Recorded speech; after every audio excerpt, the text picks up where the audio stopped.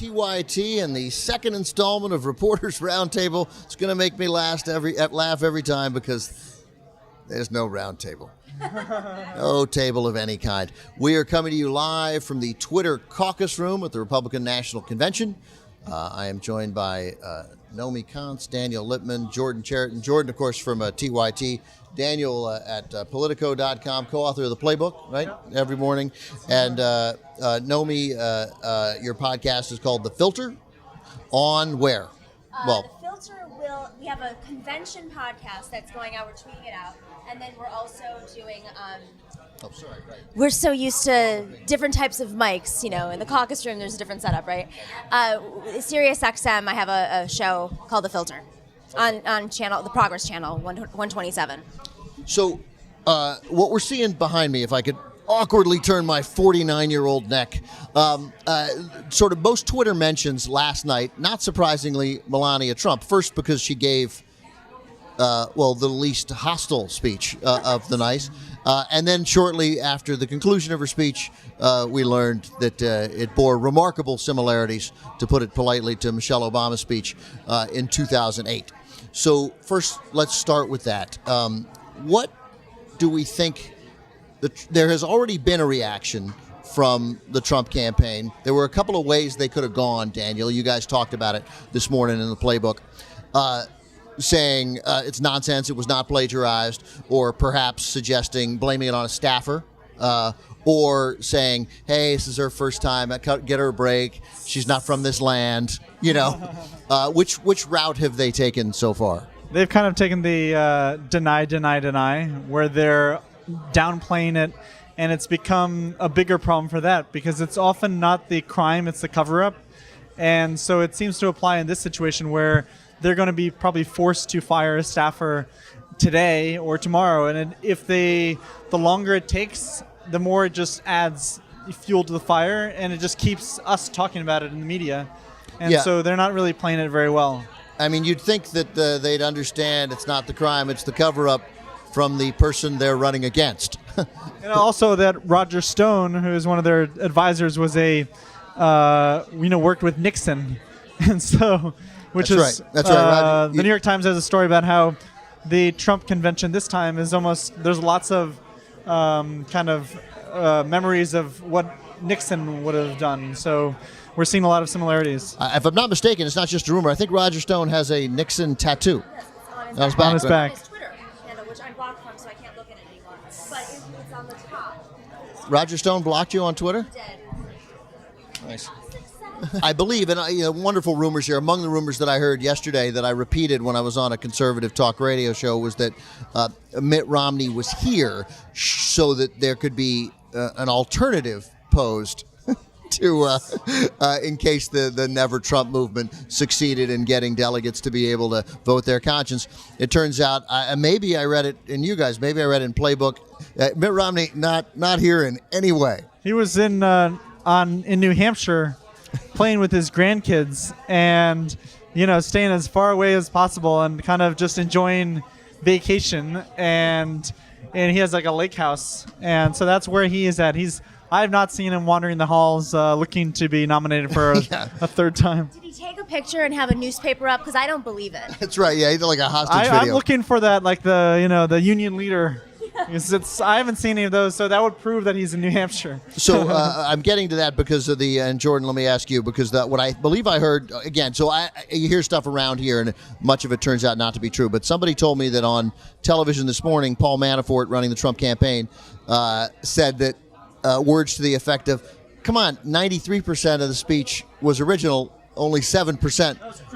It was Chris Christie? Okay, Chris Christie. So does that strike you as a tack that will work? I think what's really interesting about this, and Nomi would confirm because she's a communications professional, if the Trump campaign had professionals running the campaign, they would have actually attributed Michelle Obama during the speech. Think about how the news cycle would be today if a potential first lady in a bipartisan move, they might not like it in the room, but the media would have swooned over a little love fest. Michelle Obama said it right years ago. The other thing is, usually when Trump does something like this and it's post-factual, he's post-factual.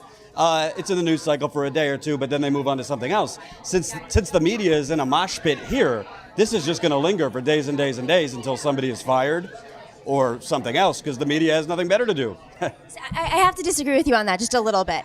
I've noticed a trend in the Trump campaign in that they find a story to distract from the other story. So what we're not talking about here was the horrific foreign policy conversation that happened on the floor yesterday. Yeah. The fact that Flynn, somebody who's accepted money from the Russian government, has not been looked into. We're talking about Melania, who's essentially thrown under the bus. And her fabric, this speech, listen, like if you have real professionals working on a campaign, they know very well where that speech is coming from. Yeah. So I have a feeling maybe it's a conspiracy theory, but this is something that Stone would do to distract from the real issues, which would be critically looked at because there's a media mosh pit. But then again, we have another day tomorrow. And I think also some of this has to do with the fact that they didn't want the coverage of the walkout yesterday. There were 2 states that walked out mid-vote. And there was a floor fight, and there's going to probably be another one today because there's another vote on the floor. But again, there'll probably be some other distraction that'll take the conversation away from that. Feels like the media talked about the roll call vote for a couple hours, and then it became all Melania all the time. And it seems like everything that Trump campaign seems like it's like calculated to do, and even though it's like sometimes like that crazy madman that that there's a strategy there somewhere, right. And so we're just like kind of waiting to see what it is, but it looks like there might be something to your thing. I normally like the first 10 seconds that you were talking, I was like, oh, it's insane, and then as always, thank God I didn't speak up because it is the Trump campaign, and it will give them an opportunity to rail against the media for, of all things, picking on my poor wife. That said, it was the best speech of the night, and I think that, pointless as it may be as to who somebody's spouse is, with the exception of Hillary Clinton for the rare reason that he was president of the United States, I think it killed what would have been a positive story coming out for Trump. So I think it mostly hurts in destroying sort of one good storyline. But to Jordan's point, which is an excellent one because it's what Trump is incapable of. Imagine if Melania had said, my husband and I and President Obama don't agree on anything, but I can say this, he's a really good father and Michelle's a good mother and we share a love of our children. And I was reading her speech and she said something wonderful. That's a freebie. That's a free, nice move that doesn't even occur to them to take. That's a great point. And one other point I'd make is, I don't know who the speechwriters they have on the campaign are, because like the first rule of speechwriting is don't copy someone who is your political competitor. Yeah. Like 8 years ago, and it seems like they might have like outsourced it to like Mechanical Turk or what's that? A Task Rabbit, where it's just like someone plugged in for future First Lady's speech into Google and they got some phrases from lots of speeches. So. Yeah, I think that's probably right. They were like, oh, there's no record of Martha Washington's speech, so Clark copy and Peter paste. Just this is all, and I think they probably thought if you change, it's so dumb. Change heights to strengths, and we'll be fine. Well, and okay, let's take a path down the road of maybe this speech wasn't copied. There's also polling. Campaigns poll what words speak to which audiences, especially at conventions. So there's a kind of, sort of, maybe argument to make that, they really tried to test these words with different audiences to see what makes a first lady the most likable first lady. That's about as far as I'm going to go on that one. Yeah, I don't think they do. They're not the type of campaign that would test these things. No, they aren't. So, Nomi, you mentioned it earlier, that the tone, the foreign policy, let's talk about that. The tone of a couple of speeches was, I don't know. To me, watching is where we were, it was uncomfortable. I obviously come in with a number of preconceived biases about what these people are going to say. And I ran into Nicole Wallace, former Bush speechwriter, now at MSNBC, and we had a nice conversation as we walked out. And she was reminded what everybody should remember. It doesn't matter how it played in the room. That's not the audience. She watched every Bush speech from her office so that she would get a sense of what people were watching at home. Do you think that sort of anger from Giuliani, Michael Flynn less relevant because it was after Trump and there's no way a lot of people were watching, but is it, and the difficulty of watching those soldiers who are braver than I am, but rambled and seemed to celebrate killing other people. I got it, people who are going to kill them. I understand the concept of war. But is there a chance that what I felt and what other progressives felt is not the way the American people received those speeches? Jordan, what do you think? I think they made a strategic mistake with the Benghazi mother. I don't want to belittle. She lost her son, and that's terrible. But it's just an issue that hasn't resonated among independents, among maybe conservative Democrats. And there's just so many other recent terrorist attacks abroad, mass shootings here. The whole theme is Make America Safe. I'm not talking about the facts of the issue, but there's so many. If you have a retired general coming out, or all these speakers, Rudy Giuliani, you could go list by list of the things that have happened and make a case that Obama's been kind of, not aggressive on those things. But they, kind of focused on this Fox News creation, and I don't think that's going to play to if there were independents or people just tuning in for the first time. I also think they really didn't tap into their main argument that Obama has divided us. Look at all the violence going on, whether it's shootings and hatred and this and that. That's part of safety.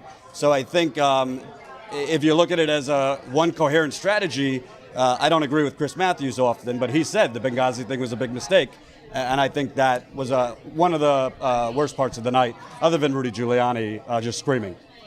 Well, yeah, and let's talk about the mother, because that obviously you ache for her. That felt exploitative to me, and I suspect to others. I sensed, I don't know. We have no data. We're making this up. This is punditry run amok.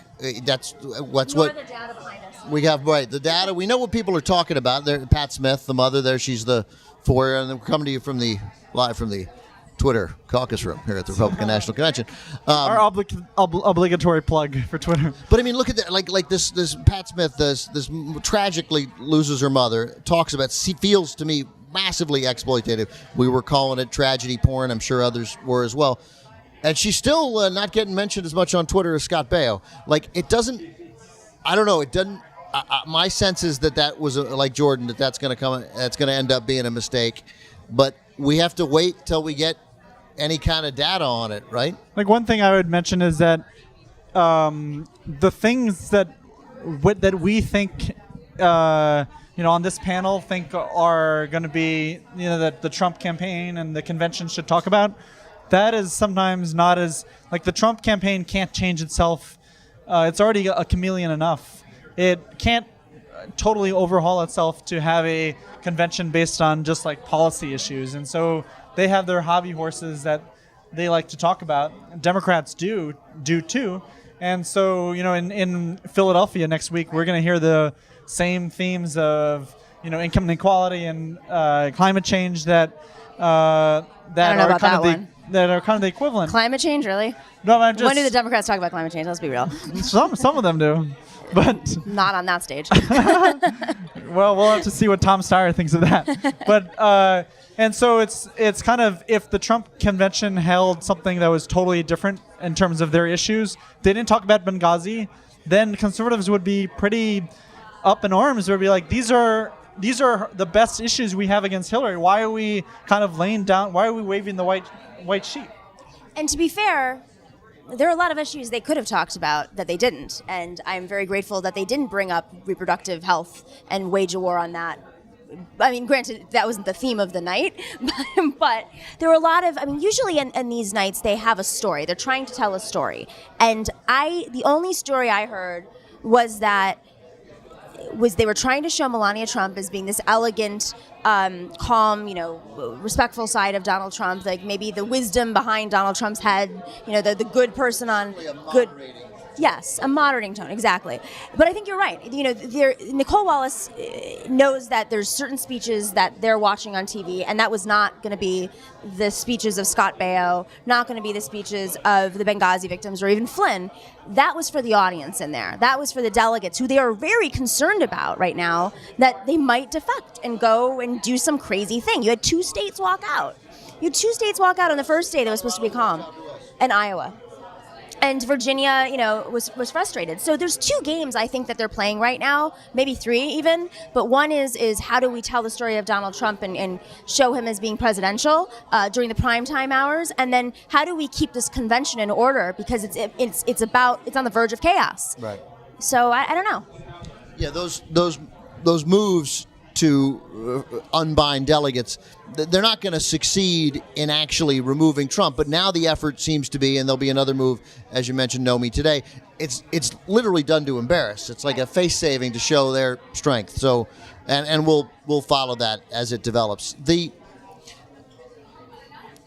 What about again? Well, let me ask you this because you read how obsessed about ratings Donald Trump was at The Apprentice. And he had his agent get the ratings before network executives. That's an agent I'd like to have. So he could tell the network execs. Like he liked being able to go to. So he's looking at the overnights. This is a ratings. I don't think Bill Clinton was obsessed with ratings. I don't think Obama is. I don't think Bush was. I mean, and the Monday ratings are always going to be the worst. The ratings will get better. But I'm curious how Trump respond to whatever those numbers are, because he'll make an immediate change. He's a showman. And I think we can learn a lot about the tone tonight. Although, again, we're not having Antonio Sabato Jr. or Scott Baio. This is who, by the way, called Obama a Muslim last night. Antonio Sabato went off. He said there's no way. He said that's not a Christian name, is it? Obama. It's amazing. So, yeah, that's right. That's still, yeah. Antonio, right. So what do you think? Do you think there'll be any sort of change in tone tonight? I think Trump, because he's not a politician, has, that's been a plus for him, but it's also a minus. Because, yes, these conventions are to rally the base, but it's also to introduce yourself to people who are just, I don't want to say the low information voter, but the not diehards like us, just tuning in for the first time. He doesn't know how to do anything other than be a spectacle. That's why he fought with Reince Priebus to have Don King speak and lost. He wants the ratings. You interviewed Don King. Yes, I interviewed Don King. It's up on the TYT website. How'd that go? I'm recovering. I'm in recovery. Does he make? I watched one interview that he has. He's walking up and down press row here. It's not really a coherent thought. No, I asked him about 5 times for any specifics on how Donald Trump's going to help the African American youth, and he kept referencing 1968. And then went into a diatribe on the history of Southern racism to me. So, I mean, it was colorful, youtube.com/TYTpolitics. But I don't think much is going to change because as Hillary Clinton's campaign, I think strategically makes a mistake. And it's just all anti-Trump, nothing, no biographical information about her. The Trump campaign is all anti-Hillary. I think Ivanka will be key in terms of advocacy for Donald Trump. I think she may give the best speech of the convention that would appeal most to the moderates that they need, because even lots of Democrats like Ivanka. It's very hard to not like her, and you can't blame her for supporting her father in his presidential run. And she and Jared Kushner are trying to be the moderating forces on the campaign, and so. What do you think? What do you expect her to say on Thursday night? I don't know. I don't share any enthusiasm for her. I'm not hostile to her. I couldn't be more indifferent to her. Why do people? I didn't know that people like her. She's put a lot of money and effort into encouraging young women to get involved in business and politics. That's sort of the new. Job of the oligarch's children, right? Yeah. How do we do good by encouraging other people to, especially in the women's world. And she speaks out at these conferences about, it's like sort of feminist-ish. I wouldn't say full force feminist because you're not talking about feminist issues, more about how women can get in the workplace and be equal, but leaving out a bunch of other stuff. I think she's likable. I don't think she gives a great speech. She's given a few speeches and it's pretty dry and flat. And I think that's important to keep in mind during the conventions. I'm not trying to critique her as a person or, what type of leader she is. I'm just saying to play to an audience of millions and millions of people, if she is there to be the conduit to the campaign, she has to be really impactful. And I actually thought Melania was pretty engaging, given her lack of experience. Until she. Well, it's scripted, Right. Everything's scripted. Re-scripted. Re-scripted, right. What do you expect from any of the other speakers tonight? Obviously, look, like on a night that had Antonio Sabato Jr., Scott Baio, who really gets the nod shortly after tweeting a photo of Hillary that spells out the C word behind Hillary, and Antonio Sabato Jr., who repeats a 7.5-year-old myth that the president is not a Christian. It's not just a myth. We know what it is. It's hostile. It's a very subtle, it's not even that subtle a form of racism. But here we got Ben Carson, Paul Ryan, Chris Christie tonight. Heavyweights. But certainly by comparison, that I imagine will give it a calmer, more traditional tone.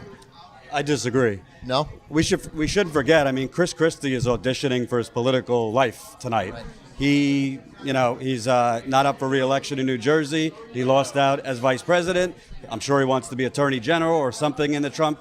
And the reason Trump desperately wanted him is he wanted a real attack dog with him to go against Clinton. I think you're going to hear a scathing condemnation from Christie tonight on Hillary Clinton, and I also think. But from Christie, let me just interrupt. I imagine, yes, I think it'll be scathing, but Chris Christie can deliver a speech. It will likely be a more establishment criticism, and I don't mean establishment in the negative way that we've come to mean it in this election. He won't yell and scream like Giuliani, and he won't make no sense. Right. Obviously, as you know, it's not hard to criticize Hillary Clinton. Right. So you can give a good anti-Clinton speech, Yeah. and he'll give one that might resonate more and might appeal to the odd moderate. Right. Well, I also forgot my sleeping pills, so I'm excited Ben Carson is speaking tonight. That should help. That's the anti-establishment. Last night I slept in the Uber back to my hotel in Akron, so hopefully, maybe Ben Carson can. Maybe he might have more energy than some of the others. So, but you never know. Yeah, I don't. What are your thoughts on that? I mean, Paul Ryan. I'm really looking forward to hearing what he has to say because he's keeping the party together right now. And when he's been asked about Donald Trump, he hasn't really been rah rah rah. This guy's our presidential pick. So I'm curious to see how he's going to excite the base and send the message that the party needs to unify. When he and his Ayn Rand policies seem at odds with everything that Donald Trump represents. I wonder if there's going to be any moments when the convention hall or parts of it kind of boo Paul Ryan if he says anything that is remotely, critiquing or not favorable to Trump, where he calls for like a new. I don't know exactly when he would say that. These are delegates. These aren't Trump people. It's not a Trump rally. I think the audience that's watching it may assume that these are the people who show up at these Trump rallies, or a few of them, but they're Republicans. Just like the Democratic convention is going to be the same thing. They're not all going to be a bunch of hippies. It's going to be a lot of union members who supported Bernie Sanders. But I think a lot of the delegates there, as we could see from yesterday's Rules Committee, they are Trump supporters. And so they may not go to all the rallies, but I think they're smart enough to know that if they actually took the nomination away from Trump, then there would be such a split in the party for a long time. Were you on the floor when they that motion was? They tried to have that motion to unbind the delegates. I was watching from television because I was there, and I coincidentally happened to be there, and I'll imitate it now. I did it last night on the Young Turks. The guy from Arkansas, the representative from Arkansas who was the chair, said, the chair needs to know the difference, be able to clearly distinguish the yays from the nays. So how many say yay? Yay! How many say nay? Nay! I looked at my friend Michael Schur. We're like, that's a tie, right? And then he went, the yays have it. We're like, whoa, there's no way, no, the human ear could not detect that difference. Inconceivable. Real quick, do you think Trump will show up? He was there. He was as brief as he's ever been. He had the wrestling type entrance. There was talk that he was going to appear on tape tonight. I don't see how he doesn't appear every night in some small capacity. You think he'll show up tonight? Well, he's not here. I know he's coming back tomorrow. Show up on the television part tonight. You know, it would be a guess. I would guess yes, because it's Trump and he has a big ego and doesn't want to be vacant. He called in during Pat Smith's. Right. Yeah, Unreal. Yeah. I mean, he's stealing ratings from his own show on a different show. from a mother whose son was killed in Benghazi. Well, he's not a sensitive human being. Like, okay, what I expect, and maybe this is just if I'm fantasizing, if I were going to format and program Trump, I think he's going to do a funny video with like Paul Ryan and Chris Christie. Maybe I'm just inventing this, but because he can't do the same thing he did. He can't call in. Yeah, I like that. Or he's going to do a video just slamming the media, CNN, all of them for attacking his wife. Defending his wife. That might one.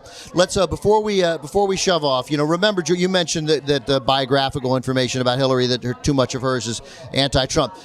Her convention will be that, because that's what Democrats do. They did it effectively in 1992 with Bill Clinton. I have no recollection whatsoever of Al Gore.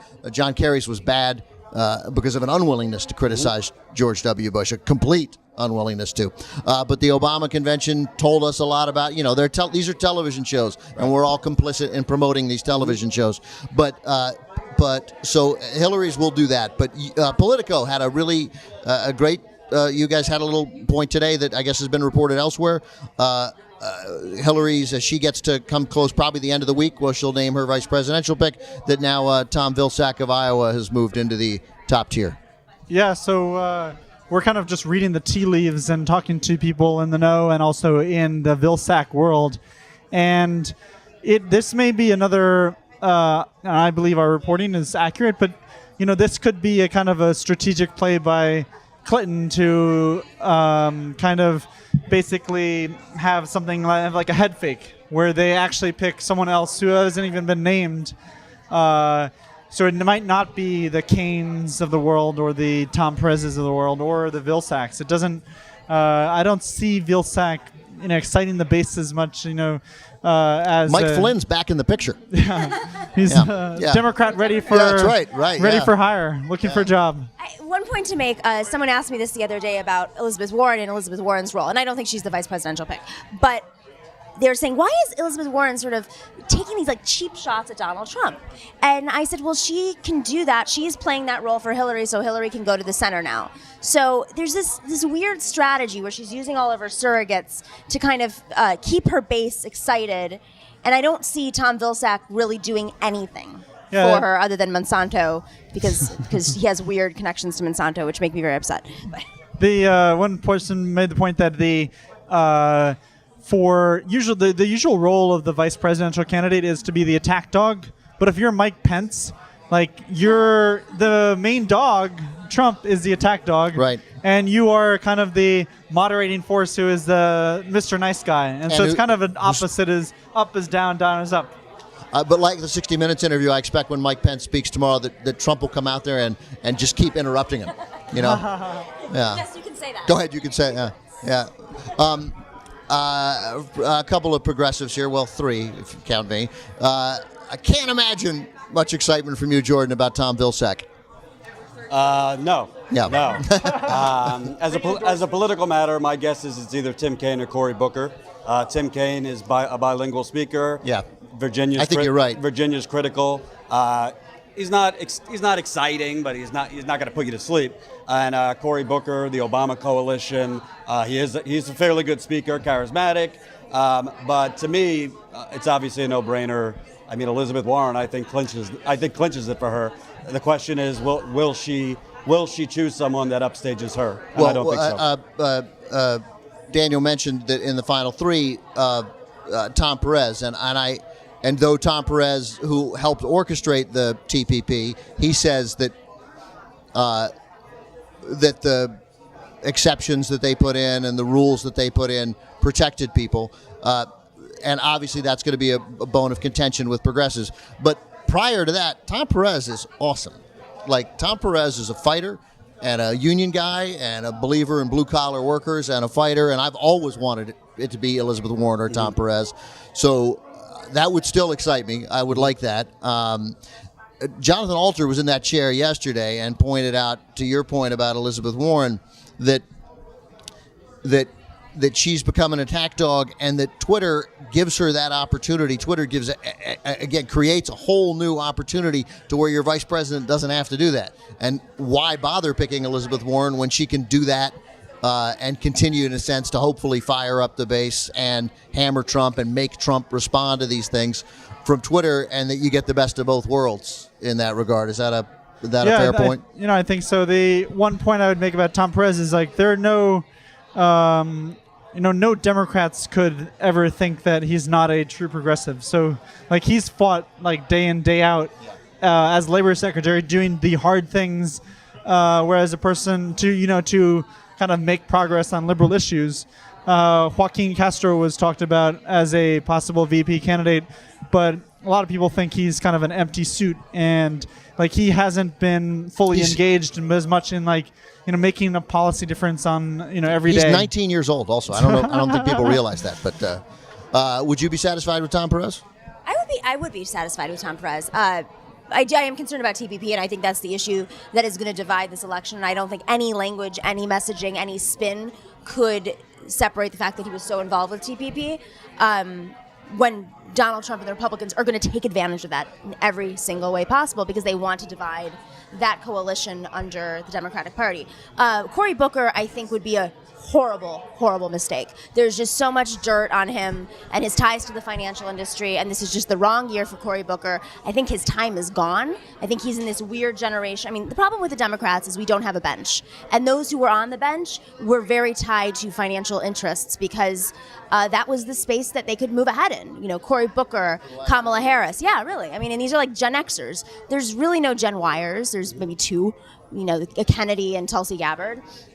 And that's who we have. And so she wants to go to someone younger to play to the more progressive base. The options she has are more corporate supported. A lot of them have Wall Street experience. Those are the Democrats that have come up. And I don't see him being a good choice. Yeah, the optics are nice on Cory Booker. That's what's nice. They'll look good together. And that matters. But I hear you. All right, guys. Thank you, Daniel Littman from Politico, Jordan Cheriton, TYT. Nomi, thank you very much. The Filter, Sirius XM. Also find the podcast as well. We're back tomorrow with more of our reporters non-roundtable. Thanks for watching, everybody.